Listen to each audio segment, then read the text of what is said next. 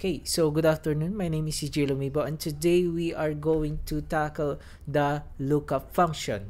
Okay, so meron tayong breakdown. The lookup function is used to find a value in a range and return a corresponding value from another range. So ito yung formula natin. Look equals lookup item kung ano yung hanapin natin. And where to look for the item. And kapag nahanap na, ito naman yung i-display niya yung contents ng item. So, display the contents of the item. Or look for the item and display the contents of the item. So, let's have an example here. Okay, so I already have a pre-made Excel just to justify our or demonstrate our lookup function. So, how can we use this? So, meron tayong dito, employee ID, employee name, and salary. So, nga pala, before we can use the lookup function, take note of this. The lookup function should be the datas natin dito, yung mga data natin dito, dapat sorted sila by employee ID or rather by ID kung ano yung kailangan nyo i-search, kung ano yung item na nandito. So, yung item dito dapat sorted. Okay? Dapat sorted sila. Unless it won't work properly. Okay. So, dito, nakasort na sila. 1, 2, 3, 4, 5, 6. I already have sorted our records using the sort function dito sa Excel. So, dito sa data, tapos sa sort, and then sort by employee ID. Click OK. Boom. Sorted na. Okay, so meron tayong parang employee ID and dito niya ipapakita yung salary. Okay? So if I type in here 3, papakita niya yung salary na ni employee ID which is 11,000.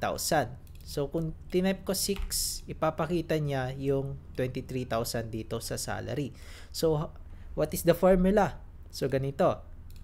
Equals lookup item where to look for the item and display the contents of the item. So we are going to type here lookup parentheses and then ano yung gagamitin natin as an example, hanapin natin si 6 or yung cell B13 and then where to look for, sabi niya dito, where to look for the item dito sa employee ID. So we are just going to select all of it and then press comma and then ano ba yung di-display natin? Display the contents of the item. So which is yung salary. We are going to display the salary. So select natin lahat yan and then close our formula. Boom. We have displayed the salary 23,000. Okay? So if I type here 2, ang lalabas is 24,000. So if I type here 1, lalabas is 12,400. If I type here 4, lalabas is 13,000. So what if ganito? What if ganito? Si lookup natin is nasa ibang page or nasa ibang sheet. How can we do that? 'Di ba? So i-determine natin yung salary pero yung details is nandito na kay sheet lookup, nasa sheet 1. So, we have our sheet 2 here and then we have our sheet 1. Tapos, nandito yung salary. So, ang gagawin natin, in order for our function to work, we are going to type here lookup, and then $sign. Ito yung pinaka-importante, $sign, para hindi mag-move yung range natin. $sign, which is select natin to. Isa-select natin to, but we are just going to type it manually. $sign,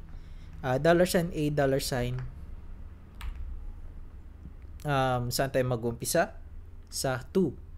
And then range, which is yung colon, and then $sign, $6 and then comma.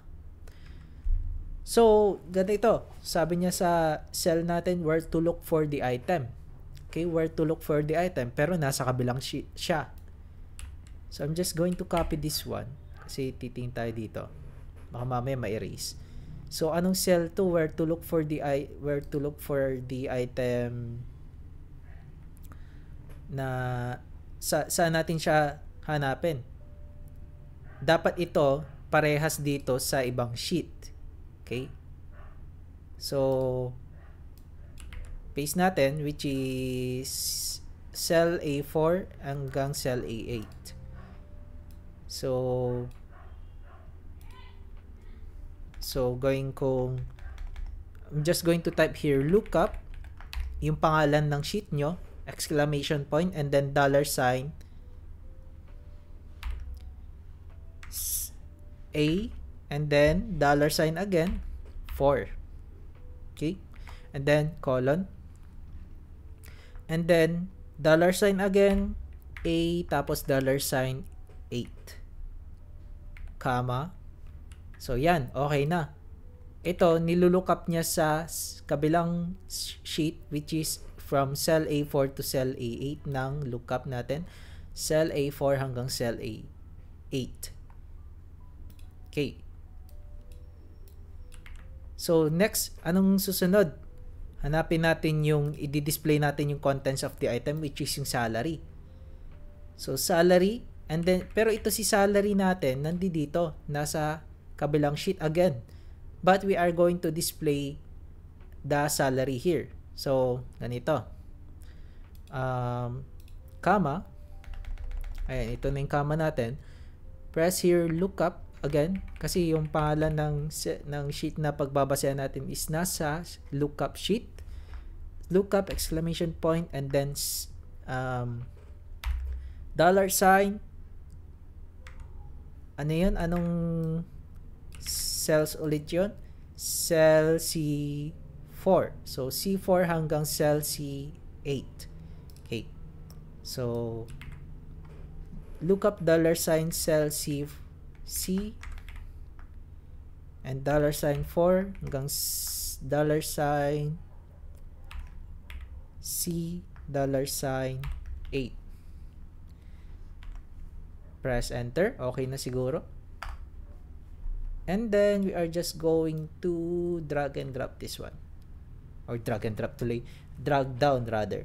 Okay, kung mapapansin nyo guys, sakto yung records natin. Si Yudsi lang is 1 and ang salary niya is 12,400. Yudsi lang 12,400. Lawrence Camacho, ID number 2, 24,000.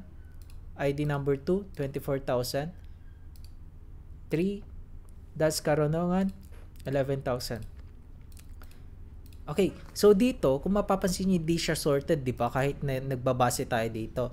As long as yung sa pagbabasehan nyo ng item is itong sa part na where to look for the item, ito dapat ang pinaka-importante. Dapat dito is sorted siya dapat dito. Where to look for the item, kung saan siya maghahanap, bago siya maghanap dun sa kung saan siya kailangan maghanap, sorted dapat muna yung mga datas na nandoon. So you can see, lookup A4 to A8, which is dito, A4 to A8. Kung mapapansin, sorted siya. Hindi yan gagana kapag hindi siya sorted.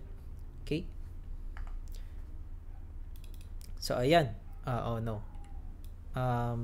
just going to